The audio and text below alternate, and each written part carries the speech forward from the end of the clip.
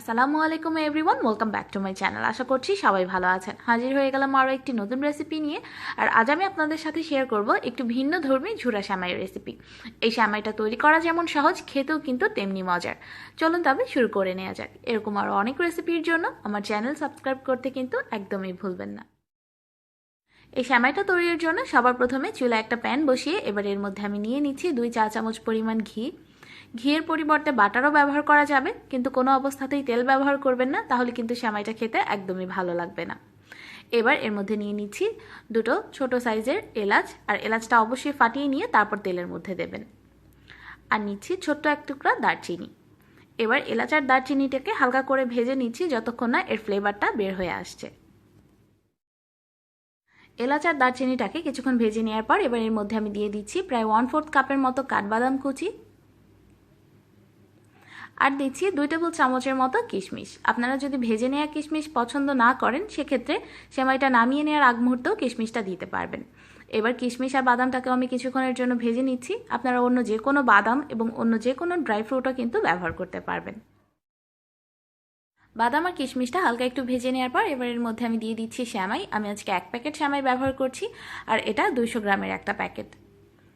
এরপর সেমাইটাকেও সব কিছুর সাথে খুব ভালোভাবে মিক্স করে নিয়ে 2-3 মিনিটের মতো আমি খুব ভালোভাবে ভেজে নিচ্ছি।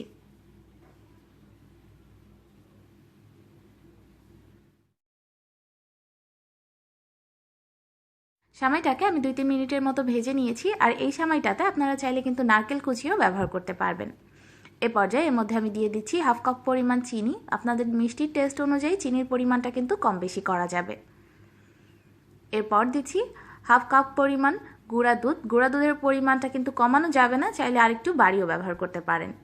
এবার সব কিছুকে খুব ভালোভাবে একসাথে মিক্স করে নিয়ে এই সেমাইটাকে অনবরত ভাজতে থাকবো আমি প্রায় 3-4 মিনিটের মতো।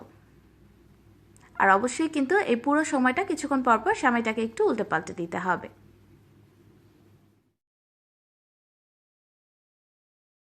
প্রায় 4-5 মিনিটের মতো অনবরত ভাজতে ভাজতে যখন দেখবেন সেমাইয়ের মধ্যে এরকম একটা লালচে ভাব চলে এসছে, আর গুঁড়া দুধ দেওয়ার কারণে যে সাদা ভাবটা সৃষ্টি হয়েছিল সেটাও আর নেই, সে পর্যায়ের পর এই সেমাইটাকে আর ভাজার প্রয়োজন নেই।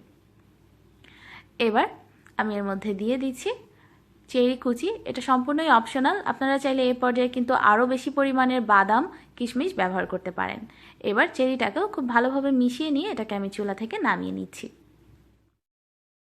আর চুলা থেকে নামিয়ে নেওয়ার পর সাথে সাথেই কিন্তু সেমাইটাকে অন্য একটা বলে তুলে নিতে হবে, নয়তো পাতিলের গরমে সেমাইটা আরও বেশি লালচে হয়ে যাবে, সেক্ষেত্রে সেমাইটা খেতে কিন্তু তিতা লাগবে। এরপর এই সেমাইয়ের উপর বাদাম কুচি দিয়ে আমি ডেকোরেট করে নিচ্ছি। আপনারা চাইলে অন্য যে কোনো ড্রাই ফ্রুটও ব্যবহার করতে পারবেন।